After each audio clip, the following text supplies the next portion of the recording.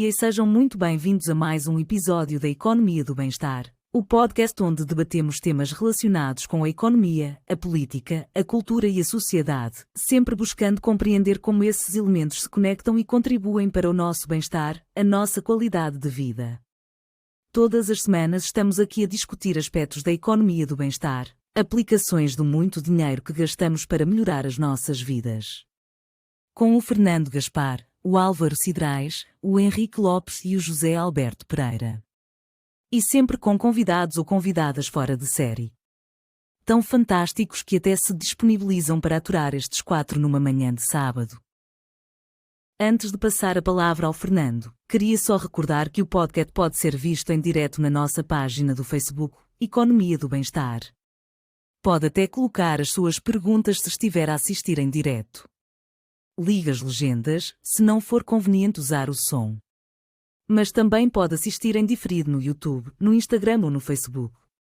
Pode até ouvir apenas o áudio no Spotify ou ler a transcrição no nosso site. Ajude-nos a fazer chegar este podcast a mais pessoas, clicando no botão que diz seguir ou subscrever ou a partilhar.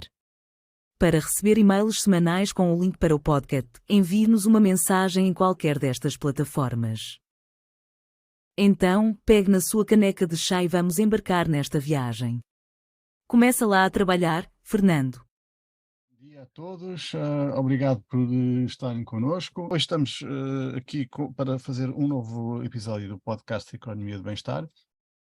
E temos connosco uma convidada especial, a Cristina Barradas, que fez o favor de vir falar connosco sobre um tema que nós há muito tempo queremos abordar, mas que só mesmo agora no final da temporada, quer dizer, só é o penúltimo programa, só agora é que conseguimos arranjar um tempinho para falar de justiça. Cristina, eu costumo sempre começar com uma pergunta que eu penso que hoje é particularmente relevante, que é perguntar ao convidado o que é que isso interessa para a minha vida. Ou seja, como é que a justiça afeta a vida das pessoas? E se a Cristina fizer o favor de, ao responder, também ajudar a delimitar o que é isso da justiça, porque eu acho que há, pelo menos noto nas minhas conversas, que há alguma indefinição. As polícias fazem parte da justiça, por exemplo, ou no direito de família que a Cristina, em que a Cristina tanto trabalha, a segurança social faz parte da justiça. Quem são os agentes da justiça? Onde é que começa e acaba? Bom dia, antes de mais, obrigada pelo convite. É uma questão muito pertinente. Onde é que a justiça afeta a sua vida, se afeta ou não? É assim, afeta numa determinada medida e não afeta nada em outra. Isto porquê? Onde é que não afeta nada em outra? Se realmente não tiver nenhum processo judicial a correr contra si, menos mal, não é? Portanto, os dos outros poderão não o afetar em nada, mas de certa modo afeta porque, em primeiro lugar, a justiça é feita nos tribunais, mas em nome do povo, não é o que diz a nossa Constituição da República, e há determinadas decisões que afetam todos, não é? Há determinadas decisões que afetam todos. Por exemplo, eu acho que os crimes públicos, e por alguma razão são públicos, afetam de certa forma a comunidade, claro que mais as partes, não é? Mas depois existem determinados crimes, não é? Por exemplo, crimes contra o Estado, não é? Que nos afetam a todos. Porque se alguém tenta, por exemplo, burlar o Estado, nós também somos, não é? São os contribuintes que pagam. O Estado, não é o Estado que paga, certo? Exatamente. E aí somos todos afetados. Em relação ao que é que faz parte da justiça? O que faz parte da justiça são os tribunais, não é? Porque os tribunais são independentes dos outros poderes, do poder político, do poder legislativo, do poder executivo. Portanto, os tribunais são órgãos de soberania e são independentes dos outros poderes. As polícias, o órgão de polícia criminal é um órgão que coadjuva aqui o Ministério Público na investigação. É esse o papel das polícias. Portanto, as polícias não são propriamente um órgão judicial, mas são um órgão do Estado que coadjuva, neste caso, o Ministério Público e a investigação. Penso que era essa a questão, não é? Sim. Portanto, o que a Cristina diz é que a justiça são os tribunais, ou seja, agentes da justiça são o quê? Os juízes, os Juízes, funcionários advogados, judiciais. procuradores, funcionários judiciais, os chamados agentes judiciários, não é? Os juízes e procuradores estagiários, são basicamente esses os operadores judiciários, sim. Ok, então deixa-me fazer uma outra pergunta, também é tradicional fazermos aqui, que é porquê? Porquê é que a Cristina podia ter ido estudar geografia, como o Álvaro, ou economia, felizmente que não, como eu, mas porquê é que se sentiu compelida a trabalhar na justiça? Aliás, mesmo estudando direito, podia ter, o que não falta são advogados a trabalhar noutras áreas que não a justiça. O que é que a atraiu na justiça? Porquê? Bom, muito sinceramente, e vou ser aqui muito sincera, eu nunca quis ser advogada, nunca quis ir para direito, nunca me passou pela cabeça tal coisa. Eu sempre quis ser jornalista. E antes de entrar para a licenciatura em Direito, tive essa possibilidade e estive a fazer um estágio numa rádio, etc.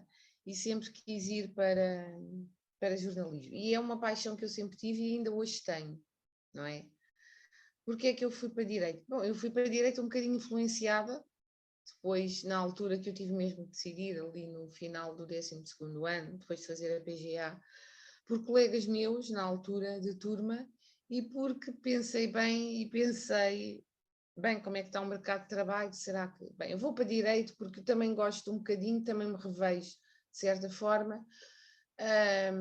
Jornalismo, pensei, isto dizendo muito sinceramente, que iria, portanto, ter ali pessoas que não iria concorrer com essas pessoas em pé de igualdade, e na área do direito iria. Se bem que agora com a multidisciplinariedade também não sei, também vai haver aqui uma concorrência desleal à partida, mas entretanto já passaram mais de 21 anos, não é? Portanto, mas basicamente foi isso, foi uma atitude bem pensada, não é? Um investimento no meu futuro,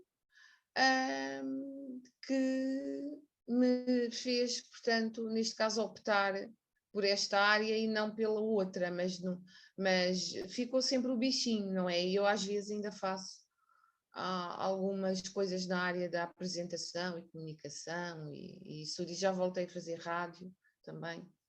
E também faço rádio, mas agora é como comentadora para assuntos jurídicos também de uma rádio online. Eu ia falar Pronto. nisso, essa sua predisposição inicial explica-se que há um bocadinho daquilo que faz hoje. A Cristina colabora com a Radiovisão Periférica, também é comentadora num programa de televisão da TV Curiacos.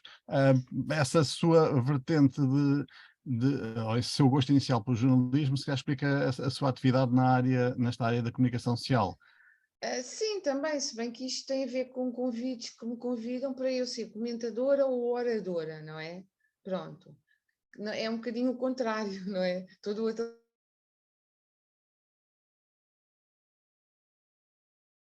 gosto bastante da comunicação e acho que até modéstia à parte tem algum jeito, não é?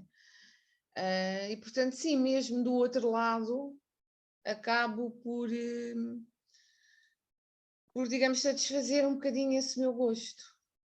Deixe-me falar um bocadinho para a audiência, para dizer que a Cristina não se limita a fazer advocacia, bastante ativa, por exemplo, na Ordem dos Advogados, em que foi delegado eleito a vários congressos, 3, Sim, penso agora eu. recentemente agora este fim de semana. Faz hoje uma semana estávamos lá a Foi apresentar as candidato a comunicações. eleições em órgãos da Ordem dos Advogados, podem ter sido candidato a uma Câmara Municipal também, e fez outra coisa que eu queria perguntar. Porquê? Que foi escrever 2 livros, O Visto à Toga e O Visto à Toga 2. Estou aqui, por Porquê? acaso. Estou aqui. O que é que ele levou a escrever livros sobre uma coisa que é tão interessante, que há várias séries de televisão, que há montes de obras literárias sobre a atividade dos advogados. o que é que, qual foi o porquê? Bom, isto eu era muito nova nas duas coisas, na idade e na profissão, quando escrevi os livros, porque o primeiro foi lançado e apresentado em 2006 embora já tivesse até pronto em 2005, portanto, tendo eu feito a prova de agregação à Ordem dos Advogados e passado, tendo sido aprovada em 2002, no início de 2002, relativamente, portanto, passou aqui muito pouco tempo, porque aqui está 2006, mas vamos apontar para a data em que foi escrito e finalizado, não é? Que foi 2005.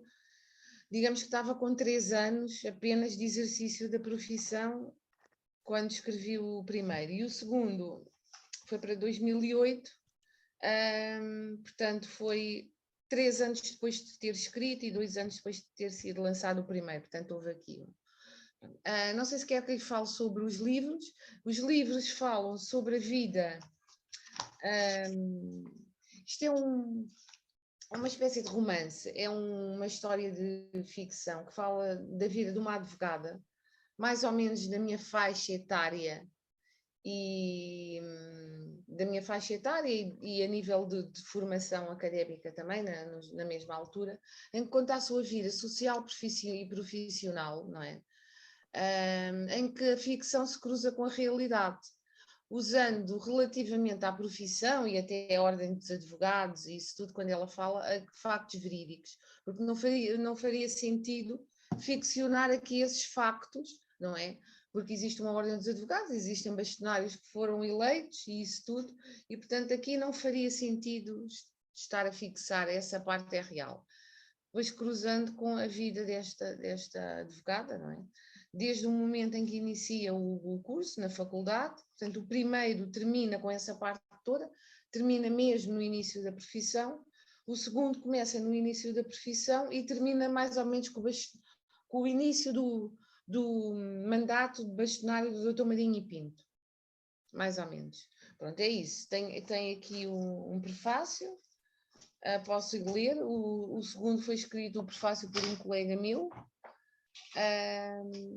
Pronto, basicamente é isso. Mas depois terei todo o gosto em enviar os livros, ou também pode dar uma vista de olhos na página do Sim, depois Facebook, vamos vistam a colocar o toga link e da vistam a página toga nas 2. notas do episódio O para que as é que me pessoas que estiverem levou, interessadas.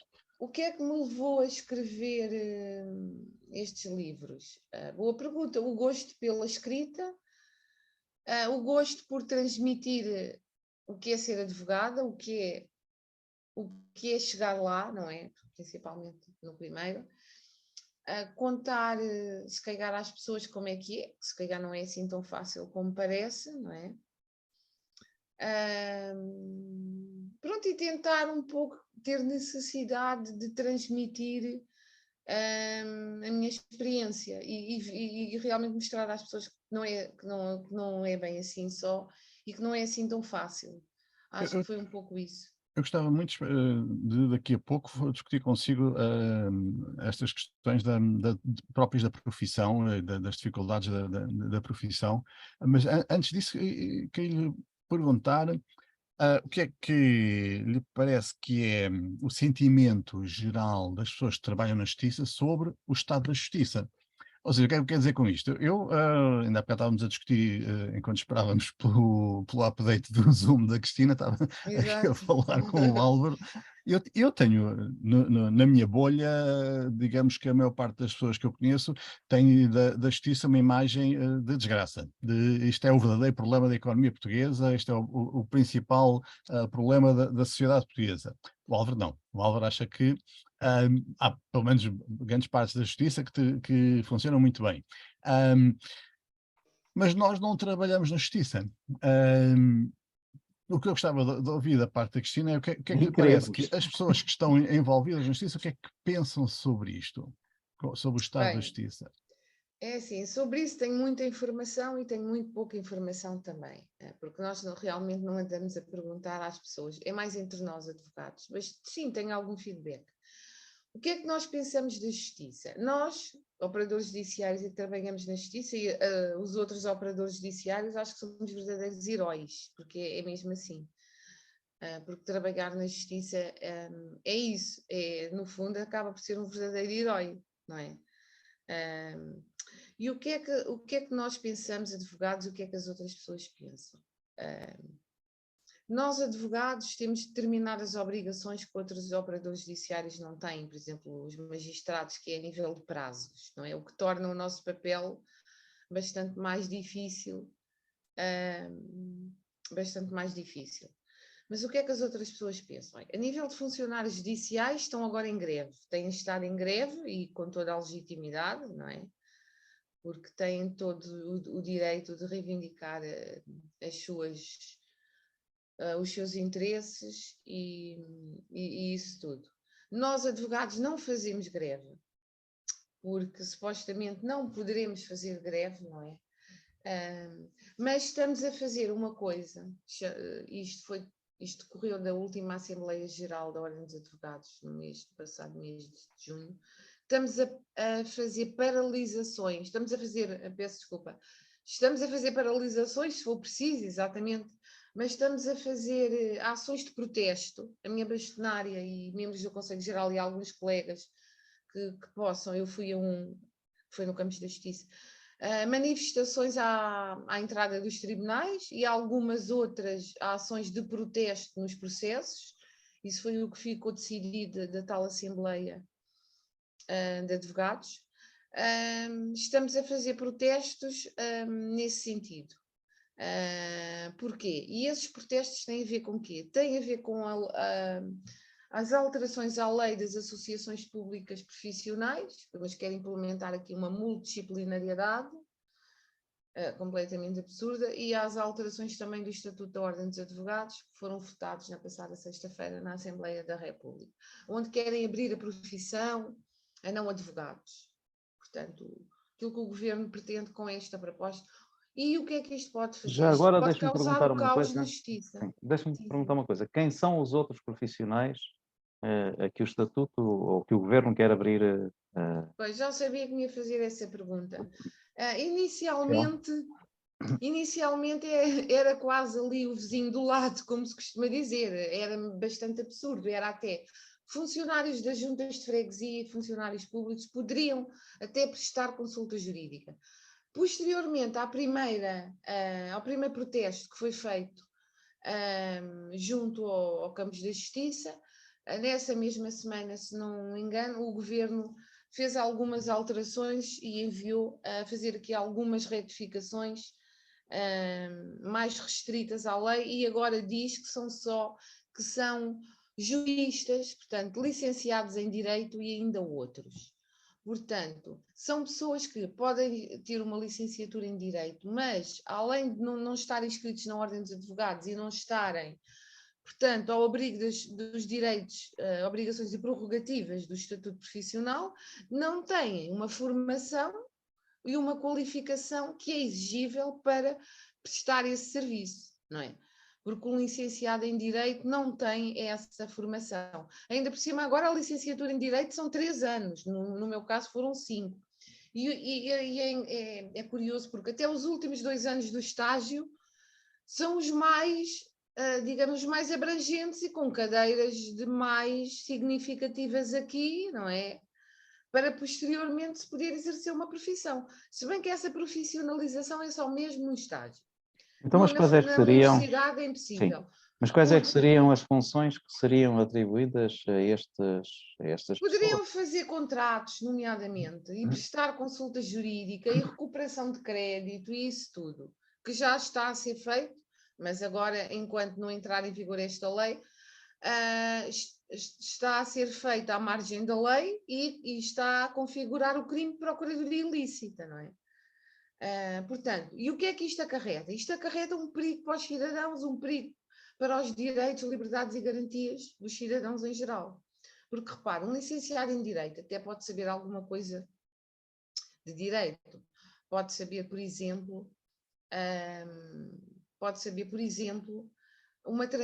tramitação do processo penal. Mas imagine, vai dar uma consulta jurídica, não sabe fazer um requerimento, a fazer uma contestação para uma pessoa, a poder dar todas as informações, como é que se tramita esse processo. E quem diz nesse ramo de direito diz noutro, não é? Diz, por exemplo, fazer um contrato de trabalho por um não advogado é um perigo iminente para qualquer empresa ou trabalhador. Desculpe que lhe Então diga, é mas evitar os contratos de aí trabalho. discordo totalmente. Pois, Eu, por discorda um lado, totalmente. discordo da perspectiva do Fernando, a justiça não está assim tão mal. Por outro lado, também lhe digo uma coisa, que a justiça naquilo que está mal é por culpa dos que estão na justiça. Como eu digo, de forma muito clara, se a escola está mal, é por culpa de quem está na escola. E porquê? Porque tem condições para fazer muita Mas coisa. aqui a culpa não pode ser Portanto, imputada à justiça porque não é a justiça que legisla. não, Quem está a mas essa, legislar não é a justiça, não mas é? A essa é uma questão de justiça facto muito interessante. Essa de facto é aplica uma questão aquilo muito que é interessante. legislado e aprovado, não é? Porque Mas não qual tem é, esse Então, poder, é um poder independente. a então Cristina deixe-me aqui. percebe desculpa, qual é o objetivo destas Sim. mudanças que estão a querer ser introduzidas na O legislação? Para quê? objetivo, e isto aplica-se a outras ordens profissionais, não é? Mas nada melhor do que um representante de cada ordem, de cada profissão, para vir falar. O que diz o governo é que visa derrubar barreiras no acesso à profissão. É o que diz. Nomeadamente porque, em relação ao estágio, esta lei também contempla alterações em relação ao estágio e obriga a estágios remunerados e com uma remuneração acima de um determinado valor. O que é que isto vai acontecer com esta obrigatoriedade de remuneração dos estágios, que já não aconteceu na altura em que eu fui estagiária? Isto obriga ao seguinte, obriga a que muito poucas pessoas, depois da licenciatura em Direito, consigam ter acesso a um estágio profissional, porque os patronos, não é? Os meus colegas e nós seríamos obrigados a remunerar o estagiário e acima de um determinado valor, não é? Isto vai restringir muito. Isto vai a limitar, ao contrário do que o governo pensa, o acesso à profissão. Além de que depois vai faltar. Facilitando naturalmente o acesso àquelas equipas e àquelas empresas que estão melhor no mercado. E Não, aqui, porque os estágios à partida, e estou-me a referir aqui, estrito ao senso, os estágios de advocacia, não é? Que é o que tem a ver com a nossa área. Os estágios de advocacia são feitos no escritório de um advogado ou numa sociedade de advogados, certo? E é assim que são feitos. E esses estágios, pode haver outro tipo de estágios, mas estou-me a referir aos estágios profissionais da hora.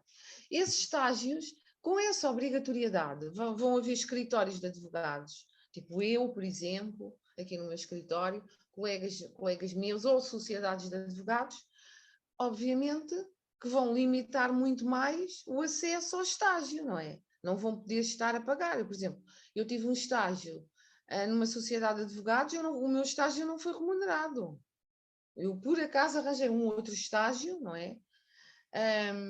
E arranjei trabalho, etc., para conseguir, portanto, ter algum rendimento, não é? Porque pronto, tinha outros planos já para a minha vida, não é? Nessa altura.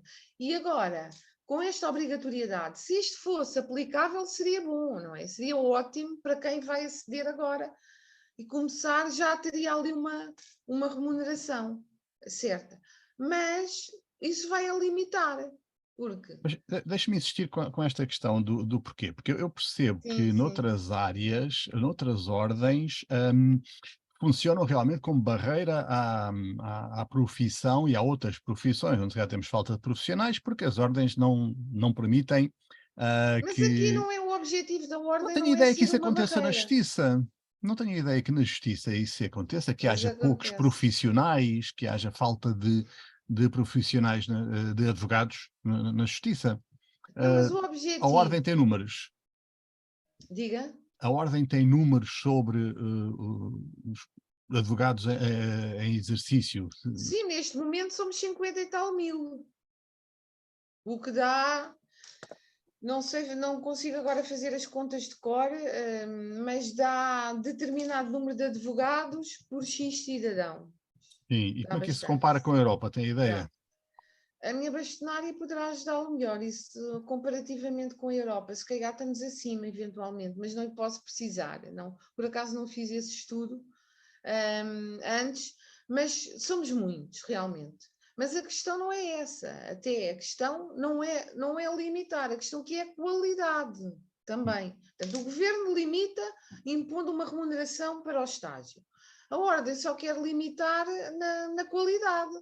Portanto, que é, neste caso, o governo também está aqui a querer impor, a reduzir o limite de estágio para 12 meses, não é? Que está em 18. Eu, por exemplo, o meu estágio foi 2 anos, cerca de 2 anos ou 2 anos e tal, porque nós após fazermos as diligências, tínhamos que fazer a prova de agregação e tínhamos que estar à espera que fosse marcada, etc. Portanto, dava os 2 anos, ou até um pouco mais, não é? E para quem fizesse prorrogações mais, agora quer reduzir para 12 meses, o que vai reduzir em cerca de 1 ano, praticamente, em termos de tempo, vai reduzir na qualidade, vai reduzir nas intervenções, vai reduzir na prática no escritório e impõe a remuneração a esse escritório ou a essa sociedade de advogados onde se encontra o estagiário. Não é? Cristina, olhando para o futuro imediato, não é? Futuro é para o agora. Aquilo que disse há bocadinho deixou-me uma marca. Eu fiquei aqui a pensar, pessoas não juristas a fazerem contratos de trabalho. Será que sou eu que estou Agora enganado ou a não é maior não parte dos juristas, agora contratos de é, trabalho, a maior por parte dos contratos de exemplo, trabalho não são feitos pelo Google, deixe-me hoje só em dia? explicar. É assim, atualmente, aquilo que esta lei quer impor é que os contratos possam ser feitos por meros juristas. Um jurista não é um advogado, certo? Atualmente, Mas sabe de leis. a lei criminaliza essa conduta. Uhum. Se um contrato de trabalho não for feito, ou qualquer contrato, por um advogado ou um solicitador, é uma conduta crime. É uma conduta que consubstancia a prática do crime de procuradoria ilícita, certo? Portanto, isso é feito, mas à margem da lei, como sabem. Um escritório de contabilidade faz os contratos, uma mediadora imobiliária também faz, mas não pode, isso é à margem da lei. Ainda que seja feito por um advogado, não pode consubstanciar a prática do crime de procuradoria ilícita, porque esse advogado que lá está só pode fazer esses contratos e praticar atos próprios de advogado ou solicitador para a própria entidade. Portanto, consubstancia sempre a prática do crime de procuradoria ilícita, ainda atualmente. Eu vou ser um atuais. bocadinho acutilante. É raro, Sim. Mas vou sê-lo. Crítico. Então, Sim, mas eu estou aqui a diga-me uma dizer o que coisa. está na lei. Eu sei, Embora a exatamente. minha Mas a questão, opinião também convirja. agora, a questão que me está a aparecer no cérebro em função desta conversa é, então, de facto, nós temos 2 gravíssimos problemas, que não são aqueles que a Cristina está a colocar em cima da mesa. A primeira é, para se fazer um contrato que até pode ser bem feito, há pessoas tão competentes como, e hoje em dia, com a sociedade que nós temos, é cada vez mais assim, porque quem investiga durante algum tempo sobre um assunto qualquer e trabalha profundamente sobre um assunto qualquer, nomeadamente jurídico, tem hoje em dia acesso a informação muito Não interessante para concordo fazer coisas muito consigo. consistentes. Não concordo Mas isso é consigo. uma Sabe questão de opinião. porquê? Mas, Porque eu, espera, por exemplo, deixa-me só dar-lhe aqui um exemplo que é um bocadinho prático. Imagine, eu vejo a anatomia de Grey há não sei quantos anos. Por acaso a minha bastonária também vê. E também investigo bastante no Google, etc. Olha, posso lhe dizer que até sobre problemas de saúde eu investigo no Google. Mas diga-me uma coisa, isso faz de mim médica? O facto de eu ver a anatomia de Grey e séries e de investigar tão profundamente no Google, isso não faz de mim médica, não é? não Isso não faz de faz de si mim médica. médica, Será que eu me. mas faz de si um novo parceiro do médico para tomar certas decisões. Eu acho que nenhum médico iria Esse concordar papel, consigo nem comigo, não é? mas aí está o segundo problema que eu estava a colocar em cima da mesa, que é, hoje em dia, na sociedade, com imensa informação disponível e imensa inteligência disponível, o médico, eu, por exemplo, olha, vou-lhe dar este exemplo muito concreto. Eu utilizo médicos, como é natural, por várias razões. Sim, sim, eu também. Digo-lhe sinceramente, que a minha médica de família é e que eu adoro e que eu utilizo, é uma franca incompetente, como é natural, e estou a dizê-lo publicamente sem qualquer problema, por exemplo, em dermatologia.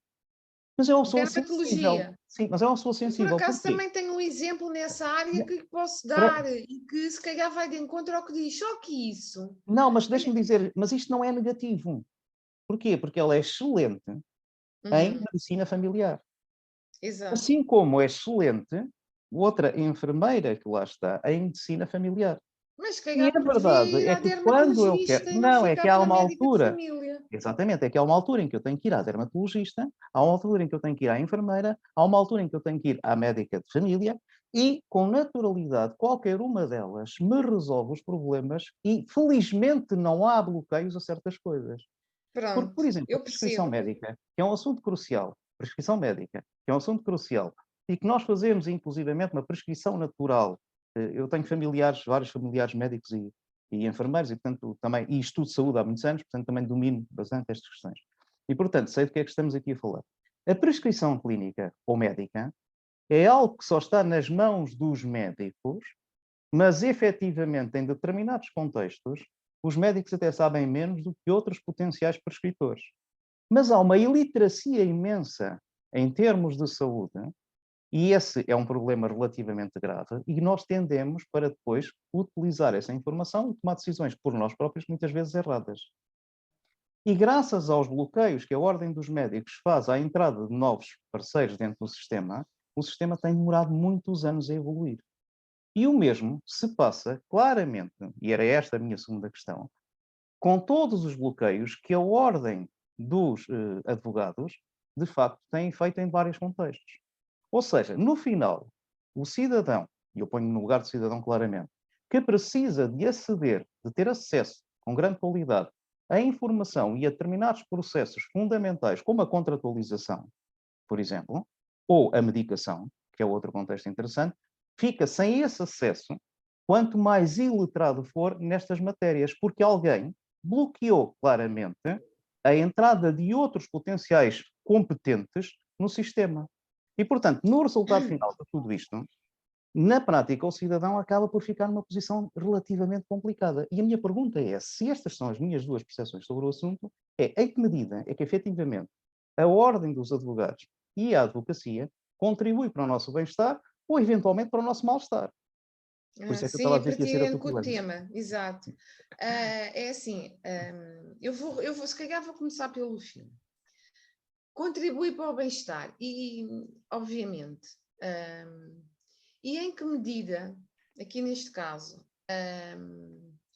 a Ordem dos Advogados, quando está a dizer limita, não limita, porque o que a Ordem dos Advogados faz é proteger os cidadãos e aquilo que nós fazemos, porque esta preocupação é com os cidadãos, porque imagine, um contrato feito pelo não advogado é como uma prescrição médica feita à pressa, se calhar, ao chegar ali à farmácia sem receita e pedir um medicamento. No momento, pode aliviar os sintomas, não é?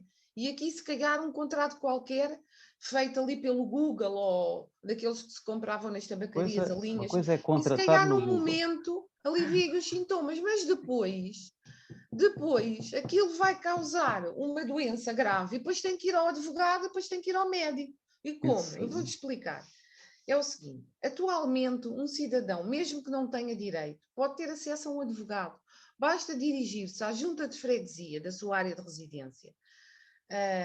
Pelo menos aqui na zona do distrito de Lisboa, eu penso que muitas darão. Aqui onde eu me encontro, na zona onde eu me encontro também. Eu própria também estou inscrita e presto esse tipo de consulta jurídica e há N colegas meus a fazê-lo. Portanto, um cidadão que não tenha dinheiro, dirige-se à junta de freguesia, marca uma consulta para o advogado e tem essa prescrição. Fazendo aqui uma analogia com a médica. Isto é importante divulgar porque acho que é pouco conhecido.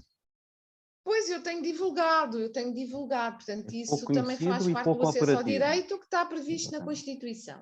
Portanto, as pessoas dirigem-se à junta de freguesia e marcam, e têm logo ali, até para pedir mais tarde apoio judiciário na Segurança Social, para preencher o formulário, para perguntar como é que é, e eventualmente para ter aqui alguma noção de um contrato, ou até levar o contrato e o advogado ver, fazer umas correções, fazer uma minuta, fazer um requerimento. Portanto, isso está ao serviço, à disposição da população. Se não é divulgado, isso já me ultrapassa, mas tem sido de certa forma divulgado. Sim, é Depois pouco existe o conhecida. artigo 20 da Constituição da República, prevê o acesso ao direito aos tribunais e a ninguém pode ser negado esse acesso ao direito aos tribunais em virtude de falta de meios económicos.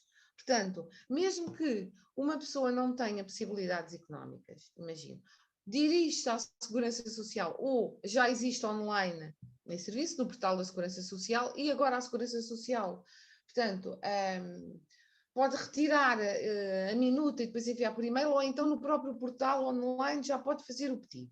E o que é que o cidadão pode pedir aí? Pode pedir também uma consulta jurídica, além daquela da junta de freguesia, tem esta que será no escritório de um advogado, e tem, se quiser ser patrocinado, se quiser colocar uma ação, ou se quiser defender-se em qualquer ação, pede também aí apoio judiciário, pede um advogado e pode pedir também a dispensa das custas e das taxas de justiça, o deferimento, etc.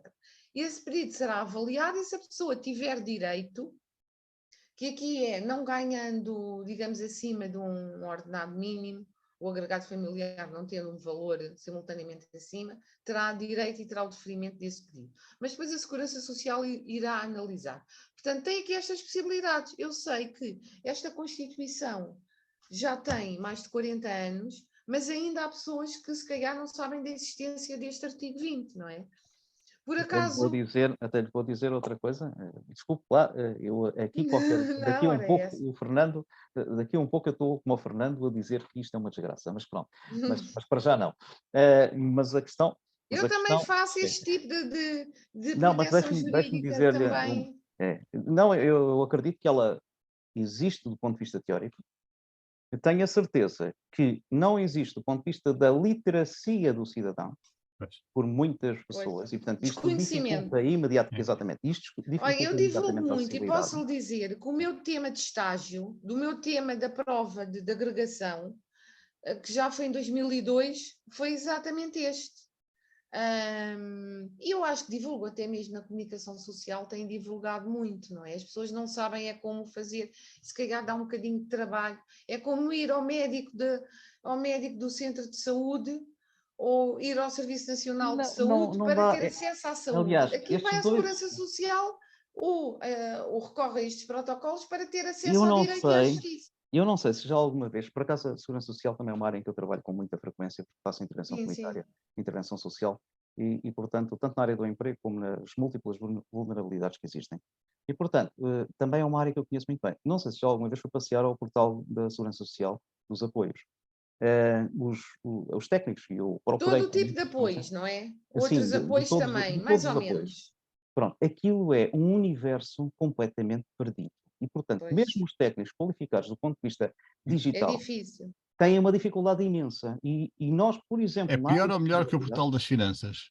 É Como é pior. que comparas? É pior ainda? Sim, o da Segurança Social eu acho que é um bocadinho mais complexo do que o da Ainda Autoridade pior. Tributária. Desorganizadíssimo, complexo, está melhor.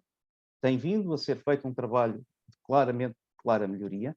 Mas a verdade é que, por exemplo, é muito difícil encontrar essa informação no portal.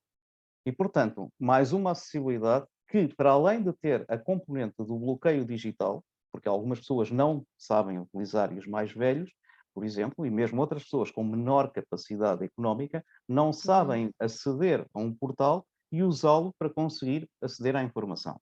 E, portanto, não têm acesso à informação, mas a legislação define, existe a informação disponível, mas a acessibilidade concreta, real, não existe. Segundo aspecto interessante quer dizer, triste, é que, ok, isto está tudo escrito, mas quando nós vamos para uma junta de freguesia, a junta de freguesia diz com naturalidade, mas eu não tenho orçamento para pagar Não, mais do deixe-me que só poucas interromper horas aqui, de assessoria. porque eu penso que é importante. É assim, as juntas de freguesia têm protocolos, algumas delas, com a Ordem dos Advogados. As outras que não têm, poderão ter um advogado que eles contratam. Mas este protocolo já existe há algum tempo, eu só estou inscrita nele desde o início do ano e, portanto, posso lhe assegurar como é que funciona. E depois é uma questão de ver quais são as juntas que estão no protocolo ou não. Pois era O cidadão preciso que os presidentes dirige-se da à junta e todos os instrumentos da junta conhecessem esta informação, porque realmente não conhecem. E, mais uma vez, digo, e como trabalho em intervenção comunitária, trabalho Exato. também com muita frequência com juntas de Com freguesia. as juntas que têm Bem o conheço o que é que isto protocolo funciona. com a Ordem dos Advogados, funciona desta forma. As que não têm, pronto, terão um advogado que contratam diretamente ou não. E as que têm, é muito simples. O cidadão dirige-se lá e marca a consulta para o dia que vai lá o advogado, não é? E não tem que haver só uma consulta, pode haver várias. e marca a consulta, apresenta-se lá e fala com o advogado. É só isso. E quem é que Precisa paga? é que essa É a junta junta de freguesia tenha que paga? protocolo, esteja no protocolo. É a junta de Diga? freguesia que paga. É a junta de freguesia que paga. Assim o cidadão não paga nada. Exatamente. E, portanto, o orçamento da junta de freguesia terá que comportar naturalmente a perspectiva e o aumento da O perspectiva de orçamento, mas que utilização. que não pode ser previsível. Essa parte não pode ser previsível, não é? Porque não se sabe quantas consultas é que vão Ora, daí haver. está Mas o a custo é dificuldade de baixo. concretizar. Posso lhe dizer que o custo é bastante baixo por aquilo Sim, que é eu pago aos conheço. advogados, porque o que é pago lá aos advogados é um valor muito inferior, quer Uhum. ao pagamento dos serviços, porque há aqui uma parte para o bono, não é? É muito inferior, quer àquela consulta jurídica prestada no âmbito do acesso ao direito, quando se vai ao escritório do advogado, quer a uma consulta, eventualmente, que vá a um escritório particular. É um valor simbólico, quase. É Sempre que a um valor junta simbólico. paga. É um valor simbólico que a junta paga. E pode ajudar em muito o cidadão e até na própria satisfação do cidadão ali naquela freguesia. Portanto, acho que a junta até teria todo o direito em Claro. divulgar, não sei se divulga ou não, isso já me ultrapassa. Pois e serão Prefiro as juntas de não. freguesia no país Mas que serão posso lhe seguramente dizer realidades que diferentes.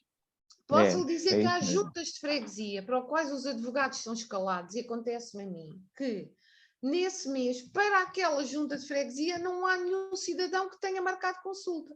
E até algumas de áreas urbanas. Portanto, existem meses em que ninguém marca Nós temos consultas. freguesias com 70 habitantes e freguesias com 55, 70 mil habitantes. Vamos lá, no máximo dos máximos. E, portanto, temos realidades muito diferentes. E, obviamente, orçamentos muito diferentes e conhecimentos muito diferentes. Mas De eu penso maneira que o que, orçamento sem não será dúvida um alguma, problema, mas é um problema de forma clara, porque os nomeadamente em valores são contexto urbano. simbólicos. Mas é um orçamento, é algo significativo, até porque é preciso pensar que as juntas de freguesia têm muitas outras funções e todos os pequenos orçamentos acabam por fazer um grande orçamento, Mas eu acho que este que não é serviço vai fácil. muito de encontro digamos, a satisfazer os interesses dos fregueses, não é? Dos habitantes dessa freguesia, e eu acho que deviam apostar um pouco nisso. O que é que eu posso dizer aqui? É contacto em ordem dos advogados ou respectiva delegação, porque isto é protocolo com a ordem dos advogados através da respectiva delegação. Por exemplo, aqui onde eu me encontro, eu estou na comarca de Loures, é com a delegação de Loures da Ordem dos Advogados, que é feito, e noutras regiões será nesse âmbito. Portanto, é uma questão de contactarem e tentarem fazer Claro. protocolos, que é com os Cristina, colegas regionais Cristina Alva, permitam-me que estenda a conversa Sim, sim. neste sentido. Continuando a falar do acesso à justiça e do problema económico, a situação em Portugal não deixa a classe média como um mexilhão, que é o que se deixa sempre. Ou seja, as pessoas que têm rendimentos acima do tal mínimo Exato, têm que pagar. exato. E às tantas, as custas da justiça, de custas de tribunal, de advogados, etc., somam valores significativos, Uhum. mas muitas vezes precisam de recorrer a serviços de justiça devido a relações com empresas Exato. comerciais de grande dimensão e de grande capacidade financeira. Isto não deixa realmente a classe média desprotegida? É assim, eu aí tenho que concordar consigo, nem sequer vou argumentar, mas posso dizer aqui Então, o que é que se pode fazer? no meio disso tudo, o que é que se pode fazer, exatamente. A nível da consulta jurídica, fica já a saber que qualquer cidadão pode aceder gratuitamente dirigindo-se à sua junta de freguesia. Pronto, acho que isso também, o que já é uma informação, não é? Independentemente da situação E económica. até sobre a viabilidade de uma suposta ação ou de uma Hum. suposta defesa, pode já ter aí. Pronto. Porquê? Porque aqui não há requisitos. Enquanto no acesso ao direito, nos termos do artigo 20, portanto, o chamado proteção jurídica, há os tais requisitos, não é? Económicos e de patrimoniais, não é? Que a pessoa terá que ser avaliado pela Segurança Social para deferir ou não o pedido. O que é que pode fazer? Pronto, em relação à consulta jurídica, tem esta situação. Em relação ao apoio judiciário, se a pessoa estiver realmente acima desses rendimentos, às vezes a pessoa até pode achar que está e depois não estar. Portanto, nunca custa tentar. O que é que pode fazer? Se não tiver direito ao deferimento do pedido da proteção jurídica, neste caso da modalidade de nomeação de patrono, e da dispensa das custas e das taxas de justiça, pode sempre ter o deferimento. Ou seja, o deferimento que paga, não tem a dispensa, mas tem o deferimento que paga depois, se bem que ali tem que pagar quase só de uma vez e pode não compensar. Mas repara, há processos que só tem que pagar a final. Por exemplo, o processo penal só paga a final. E se a pessoa vencer a causa, ou até se for arguido e for absolvido, não vai pagar custas. Não é? Se for ofendido e não tiver apoio judiciário, sim, terá que pagar taxas para eventualmente se constituir assistente, etc., e poder até reduzir um pedido de indenização. Mas há aqui, se calhar, algumas coisas que ainda pode ir fazendo sem ter custos, não é? Mas há essa possibilidade no apoio judiciário, se não for a dispensa, o deferimento das custas e taxas de justiça, deferimento do pedido. Vamos ver um caso prático. A família de classe média cujo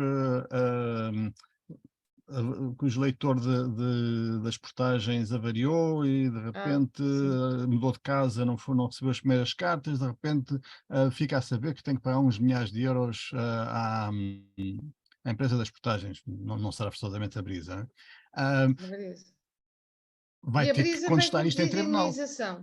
E a Brisa vem com pedido de indenização, é isso? Sim, isso é um caso que foi muito comum no passado, conhecemos vários casos que se tornaram mediáticos de valores que atingiram as dezenas de milhares de euros. Dizer que já supostamente essa pessoa que está a dizer que estamos aqui é uma pessoa que não teria direito ao apoio judiciário. Família de classe média, pronto. Poderia ter, ainda assim, sabe? Porque o ordenado mínimo também... Então qual é a primeira coisa a fazer? A primeira coisa a fazer é, neste caso aqui, para se defender, vai à Segurança Social ou vai preencher o formulário, coloca os dados, porque pelo que eu percebi já há uma ação em curso, coloca os dados do processo, põe lá o que é que pretende, contestar a ação, eventualmente, ou outra, põe os dados do processo, preenche a modalidade de dispensa de custas e taxas de justiça e preenche a parte em que diz nomeação de patrono, que é o advogado.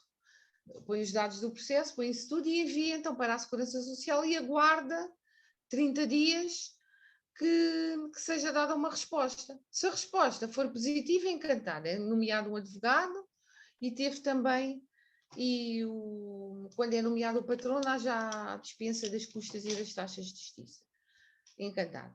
Se não for, ou é indeferido, ou então é o tal deferimento do pedido, deferimento das custas, das taxas de justiça e de pagamento de honorários do patrono.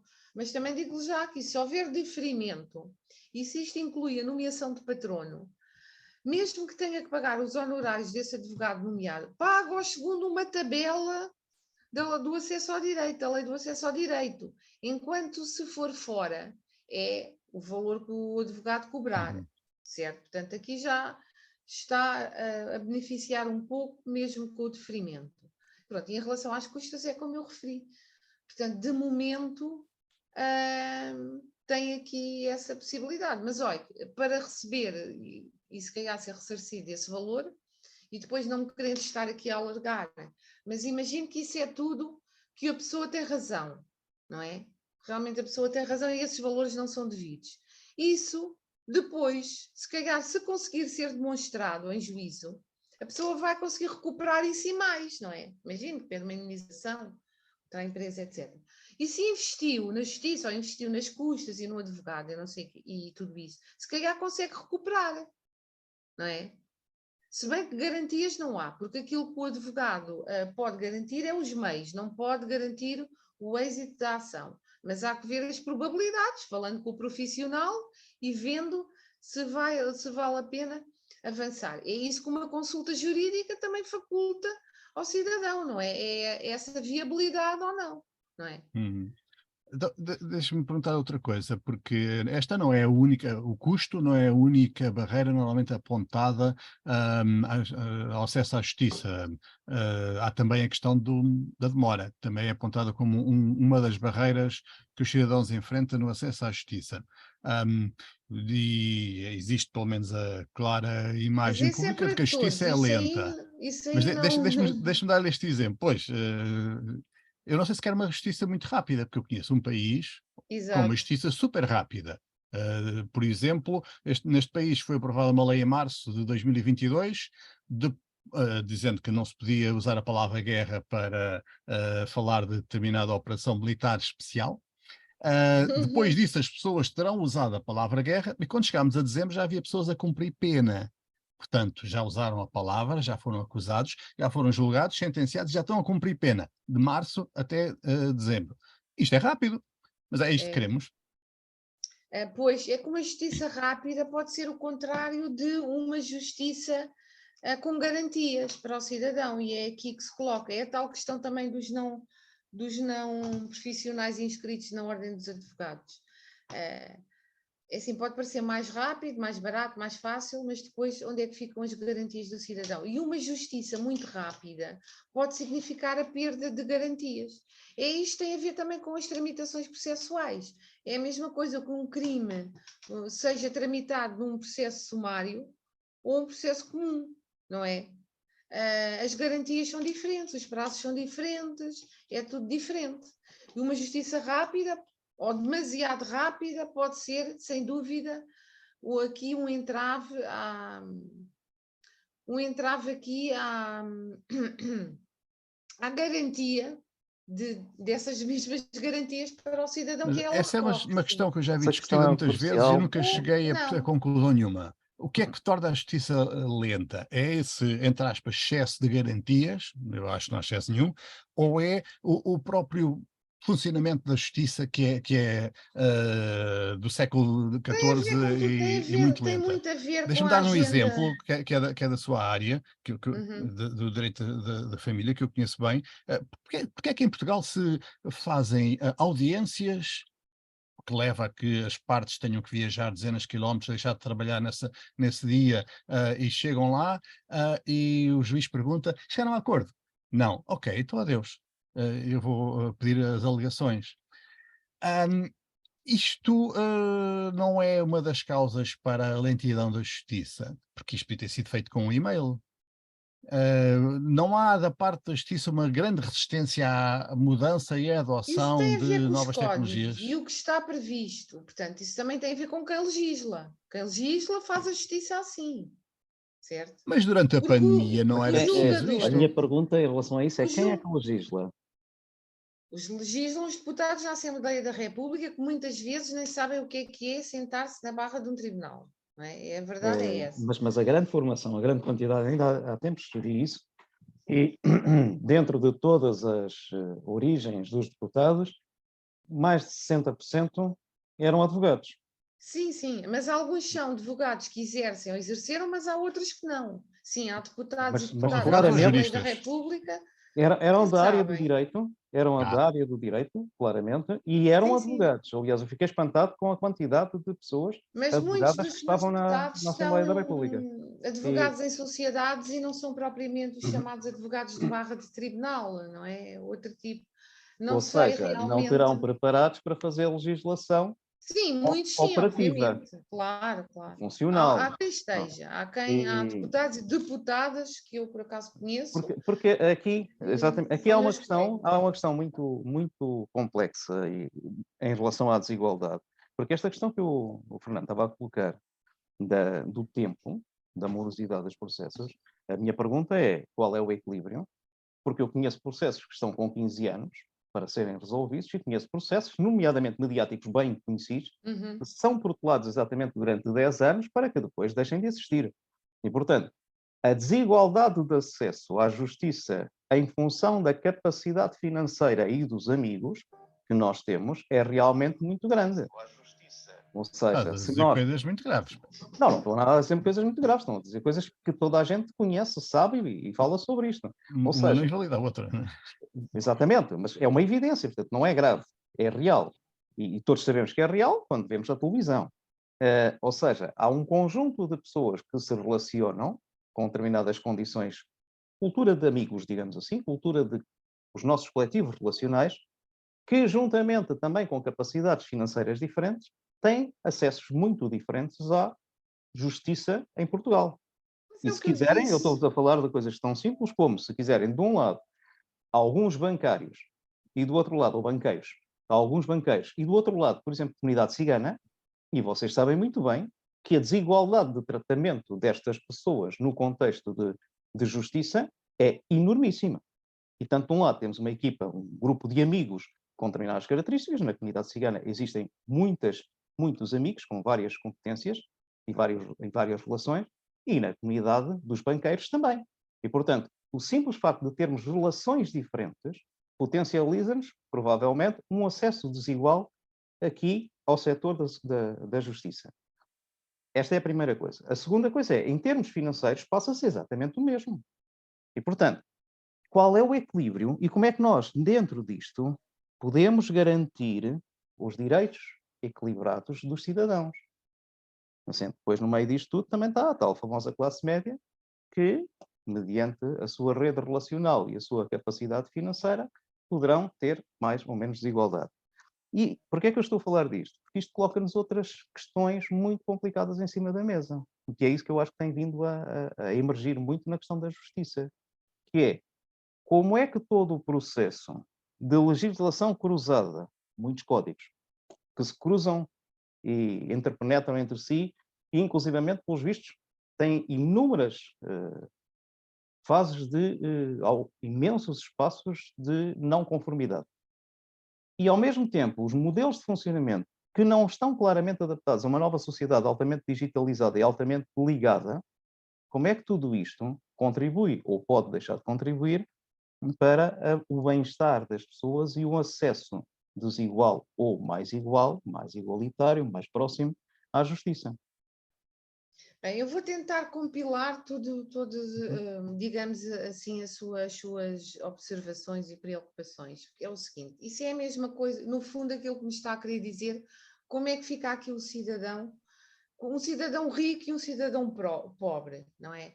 Eu posso dar um exemplo, ou vários exemplos muito concretos. É um cidadão que não tem dinheiro, que é pobre e que, por exemplo, a comunidade cigana, como referiu, e tem que fazer a utilização do artigo 20 da Constituição da República, tem que ter um advogado nomeado oficiosamente e para poder pagar as custas, a mesma coisa, não é? No final do processo. E um outro, que é um banqueiro, por exemplo, que tem um advogado constituído e que tem dinheiro para pagar custas e tudo isso. Olha, e isso é uma questão bastante pertinente, porque eu já tive N processos assim, até mega processos, onde eu sou defensora oficiosa e do outro lado há mandatários. Não este tipo de situação que me está a referir concretamente, mas podia existir e não sei se nesses processos não existem. Aquilo que pode responder melhor à sua questão é tente aceder a essas sentenças, se conseguir, e ver as decisões.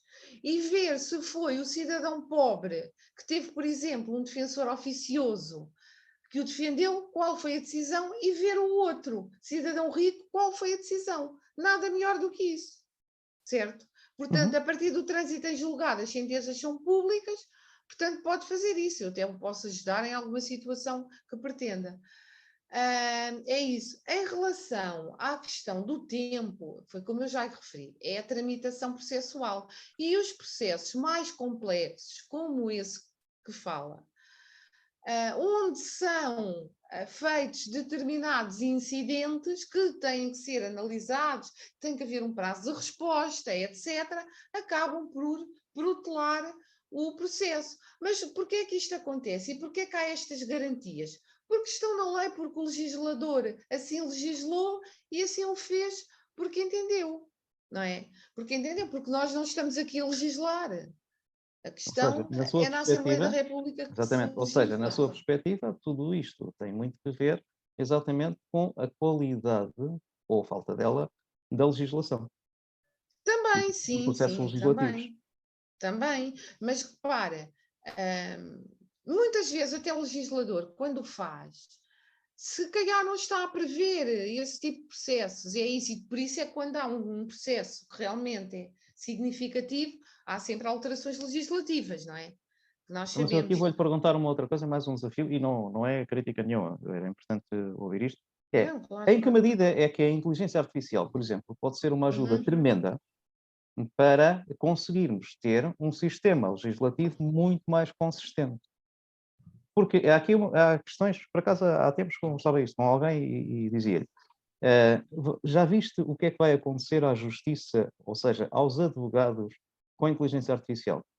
Isso é uma questão pertinente porque também foi falada no nosso congresso, eu também falei, foi uma das comunicações e já me colocaram essa questão várias vezes e com todo o gosto volto a responder.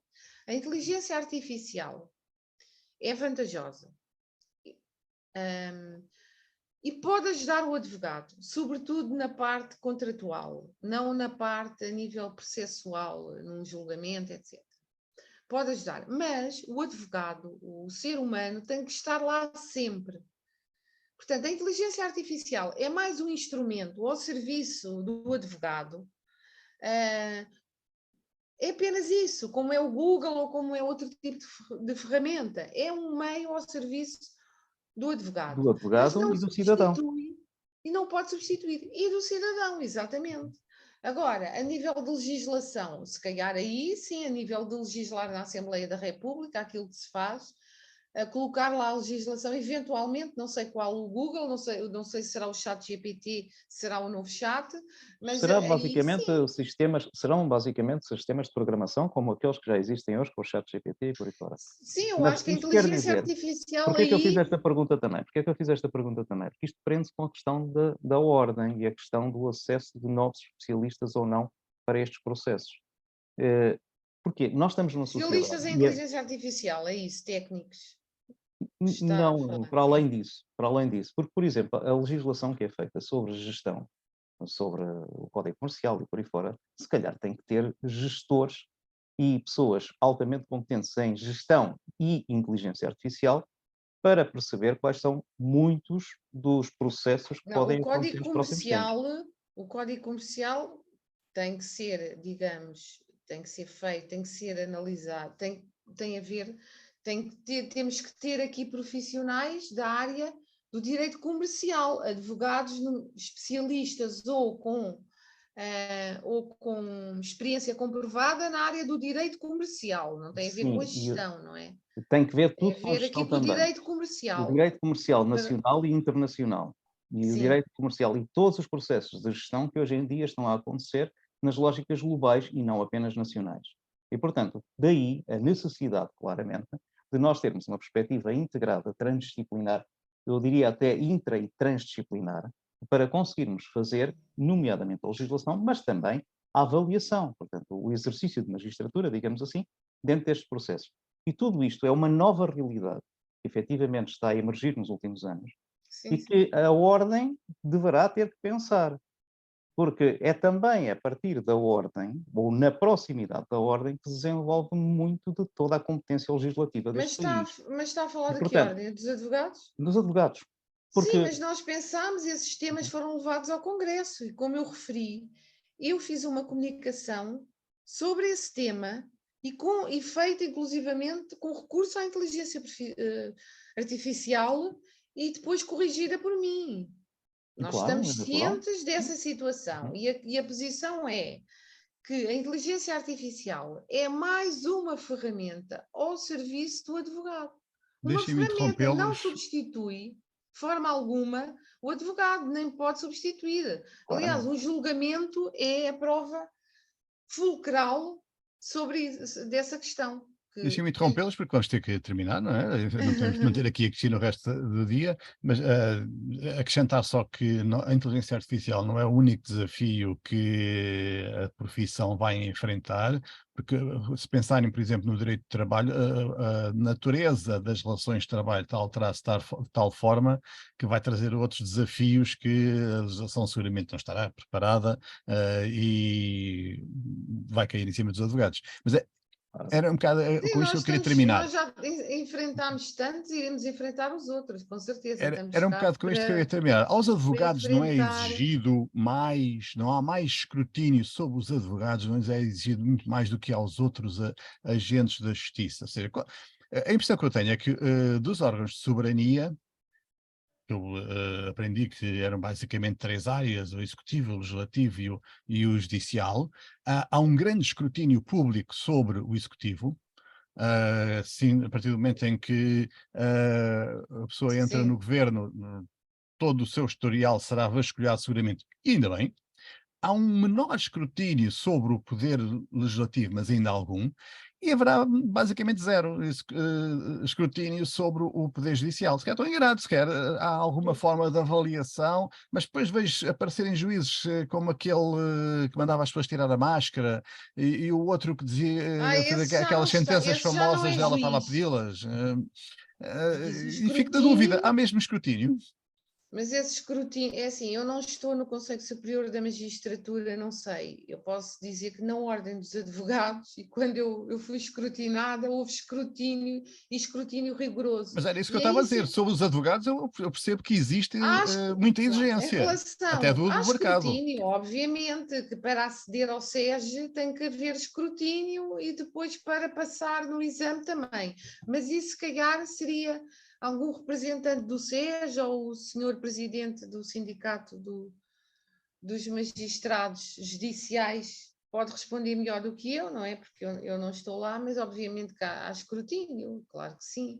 Há escrutínio, não é um escrutínio público, obviamente, como o Poder Executivo que acabou de referir, não é? Mas obviamente há escrutínio. Agora, com esta, nomeadamente em relação aos advogados, com estas alterações legislativas, o que se pretende é diminuir o escrutínio, e isso é mau para o cidadão, porque tem que haver escrutínio, não é? Nesta ordem e nas outras também, penso que na ordem dos médicos, por exemplo, acho que a exigência é muito alta, o que está em causa é algo transcendente, que é a saúde do cidadão e das pessoas, e a vida até. Portanto, acho que o escrutínio tem que ser alto, e na advocacia a mesma coisa, porque a advocacia é uma profissão altamente qualificada, em que põe em causa os direitos, liberdades e garantias do cidadão, e não se pode compadecer com estas propostas e medidas que o governo pretende implementar, que, no meu entender, só vêm diminuir esses direitos, liberdades e garantias do cidadão, e o cidadão ficará à mercê, e não pode ser. E se calhar o cidadão ainda tem outras formas, como eu referi no início, do programa de poder aceder à justiça, mesmo que não tenha dinheiro, e é uma questão também de Foi muito informação, bom, foi informação muito bom jurídica, e agradeço a informação Cristina ter sobre feito estas essa. questões e Uhum, informação sobre os uhum. direitos que tem, porque o cidadão ainda não está assim tão bem informado Não, não como. está, não. E foi É muito A bom assim, tê-la cá informação para falar ainda não nisso, sim. está assim ao alcance das pessoas como poderia estar, não é? É. Pode-se aproveitar o Dr. Google também para isso, Mesmo para no tempo ver. da internet, na era da internet, continuamos com clara falta de informação em coisas tão importantes como as que referiu. Foi muito bom a Cristina fazer essa menção e essa divulgação. Álvaro, notas finais. epá, notas finais serão poucas. Primeiro, o agradecimento exatamente por estes Então, esclarecimentos. moedas finais. Moedas finais. Hum, é evidente que este é um dos setores mais complexos da sociedade, precisamente porque tem uma componente jurídica, uma componente legislativa, que precisa ser revista perante toda a mudança societal que nós estamos a viver nestes últimos anos, nomeadamente com a tecnologia, e isto implica alterações também fundamentais na componente do funcionamento do sistema, e nomeadamente nos papéis de cada entidade, de cada pessoa também neste processo. Há uma coisa que nós não tocámos aqui, que é a questão da ética, que isto pode ter muito também crucial dentro deste É processo, e não essencial a vamos ética. tocar, Acho se que temos de calhar, fazer um episódio só sobre isso. exatamente, tem que ser um episódio só sobre a Se questão da calhar ética, da importância, é porque um também bom tema. porque acho que é aí também que depois tem que ver grande parte, tanto do funcionamento como da legislação que é criada. E depois foi tocada esta questão que, pronto, foi tocada na parte final, esta questão da transparência, digamos assim, da nossa capacidade de controlar o trabalho destes vários operadores no sistema de justiça. E realmente há uma desigualdade muito grande, que é esta, que é um escrutínio grande sobre a advocacia, não há tanto sobre a legislação, mas mesmo assim haverá um pouco, e sobre a componente da magistratura, digamos assim, não há quase escrutínio nenhum. E, acima de tudo, eu acho que isto se prende com outra questão crucial, que não está vencida, que é da iliteracia profunda da sociedade portuguesa na sua área dos direitos, liberdades e garantias. E, portanto, de todo este sistema. E enquanto nós não conseguirmos trabalhar isto em várias esferas da sociedade, vai ser muito difícil que a justiça possa ser menos desigual, como ocorre neste momento, porque é influenciada claramente por aquilo que eu disse, dos círculos de amigos, digamos assim, os círculos de conhecimento. O círculo de amigo não é no mau sentido, é o círculo de relações e de conhecimento que partilhamos, e pela capacidade financeira das pessoas ou das organizações envolvidas. E isso ainda está por resolver. E, portanto, eu acho que esta nossa conversa foi muito interessante, porque trouxe para cima da mesa coisas tão simples como o apoio jurídico mais acessível, nomeadamente através das juntas de freguesia e através de outros processos práticos. A importância que isto pode ter também e a acessibilidade que pode ser aumentada através da segurança social para determinados casos e, portanto, estes aspectos concretos que melhoram a literacia do cidadão comum e, portanto, o seu acesso à justiça, eu acho que realmente foi importante. E, portanto, só me resta agradecer esta participação da Cristina, passar ao Fernando e eventualmente, às últimas palavras que a Cristina pode referir aqui Sim, neste Cristina, contexto. quer encerrar? Palavras finais? Quero agradecer o convite, gostei muito de estar convosco, foi um gosto. Espero ter contribuído de alguma forma para esclarecer aqui algumas questões relativamente à justiça e ao bem-estar ou não dos cidadãos perante a justiça. Espero que tenha realmente trazido algo de novo, não é? Nomeadamente aqui a questão do acesso ao direito e à justiça, que afinal todos poderão beneficiar da mesma, caso estejam dentro dos parâmetros, não é? Acho que isto é sempre bom ser divulgado. Gostei muito e obrigada pelo convite. Até uma próxima. Não, nós é que agradecemos. Acho que é um daqueles casos, temos tido alguns programas assim, em que temos connosco especialistas em questões muito complicadas, mas acabamos por falar de questões que para eles são relativamente simples, mas que são pouco conhecidas. E é muito grave que sejam pouco conhecidas. Há realmente um déficit de informação grande. Foi bom tê-la connosco, Cristina. Muito obrigado. Obrigada. Vamos despedir-nos de todos com um bom fim de semana, votos de um bom fim de semana, e queria ainda dizer, para terminar, que para a semana estamos de volta, e com algo completamente diferente, mas que vai também ser muito importante para o bem-estar das pessoas.